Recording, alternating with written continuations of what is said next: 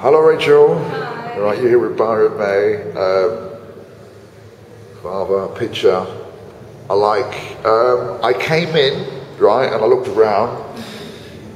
It did feel quite reminiscent, like a memory, with the shoes on the floor and the book. Like the remains of memory. Yeah, and I wasn't sure if I could touch anything, to be honest. So when I sat down, I thought, let me be me and do what I can. But can you tell me what this all means to you? Yeah, it's a series of journeys that are all in the book, but this part of it is the installation, which this is kind of the second phase of it. The first phase was displayed in Preston, and it was based on how memory works, and it was just all the images from the book, like shot out onto a massive wall without any, like chaotic, and because that's what I feel like. This is in no way a comfortable project. This was very, very difficult, and it's been very chaotic, as his life was, as an alcoholic. Right. So it's more me bereaving now, maybe 5 years too late. Right. And looking back as me as a child, dealing with that. Yeah. Now as an adult, painful. I can look back on being a child and dealing with that, and maybe look at myself and think, well, I could have done a lot more. And I'm seeking forgiveness as much as I'm seeking contentment and closure. Right. I mean, I like it. It takes courage to do that. I'm going to ask questions outside the box, right? Things that you probably wouldn't be aware of. You mentioned you were once spiritual. Yeah. What stopped that? I was a Jehovah's Witness. Really? Yeah, until I was 11. It was just me and my mum. And my dad always used to say, oh, you're going to the funny farm. And he was not very supportive over that at all. And it was a massive confliction in our family, because he would be completely against it, and he would try and force us, Christmas trees and birthday parties when you're a Jehovah's Witness, you don't celebrate these things. So it was a massive confliction in the house. But my mum and dad got divorced about 4 years before he died. So really, I mean, the religion part of it isn't mentioned too much in the book. It's more to do with my relationship with him after they were divorced, because he then got a house and I used to visit him, and as a child you don't think about these things, but like pouring whiskey down the sink and force feeding him coffee and doing all of his shopping and making sure that he was dressed properly and taking care of your dad. But as a child, you just get on with it. Do you feel like the fact that you were so strict religiously in the past that maybe forced him to rebel in a weird way? No, he's always been through the book, I met up with his cousin. Right. Who went through all of her memories that she has with him. And that chapter in the book's called Borrowed Memories, so I've borrowed her experiences and interpreted it through the book. So I've become closer to him through knowing him as a different man. I mean, the man she describes is just not my dad, but he's always been very rebellious. I mean, that comes from his upbringing and the fact that his parents were very strict and were always wanting him to do well, and they didn't want him to go to university, and he was a bit of a criminal as well. He's always had that rebellious nature ever since he was young, and he started drinking late 20s, got into Liverpool crime scene and went to prison a few times. Really? It's just always been a deal, and for the life of me, don't know why. I've said in the book, if he hadn't have rebelled and been the man he was, he wouldn't have met my mum and I wouldn't exist. So me and my dad, it's a strange relationship, because one of us couldn't exist without the other, because without him I wouldn't be here. Right. But then I think I would probably sacrifice that if it meant that he had a different life. Right. But I wouldn't have been around to see it, obviously. But would it have just been a different story with the same ending? Yeah.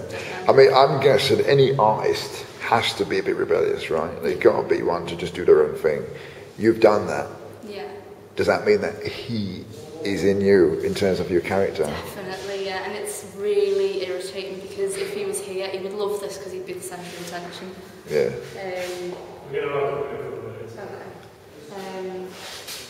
Yeah, I did nearly stop doing this project because I couldn't do it. I knew he'd absolutely love it because he was always the centre of attention.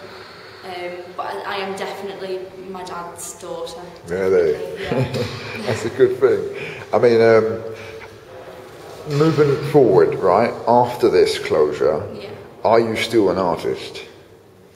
Yeah, I wouldn't say I'm a photographer, but I use photography. What are you? I don't know. I would say I'm an artist because I use photography.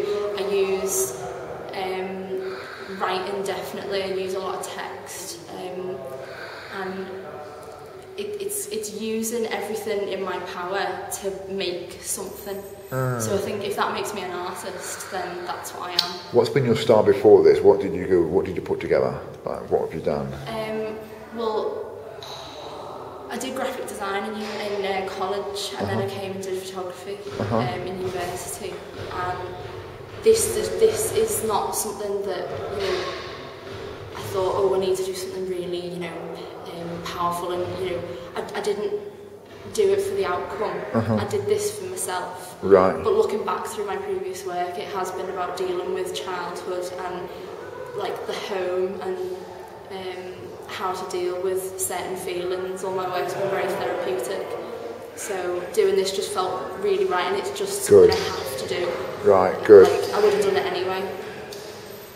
In terms of courage, right, to move on, Mum is still Jehovah's Witness, I take it? Mum is still Jehovah's Witness? No, we left because when they got divorced, you're not allowed to get divorced if you're Jehovah's Witness. And she's now with a new partner who she's been with for 10 years, so we don't go anymore.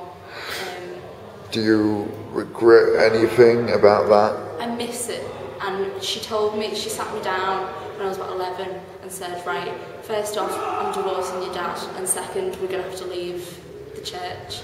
And I was more upset about leaving the Jehovah's Witnesses.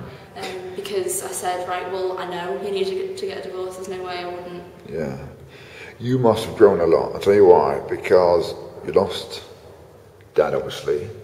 You've left a religion that you did see truth in, and now you're surrounded with the reality of now. So how does your perspective on life,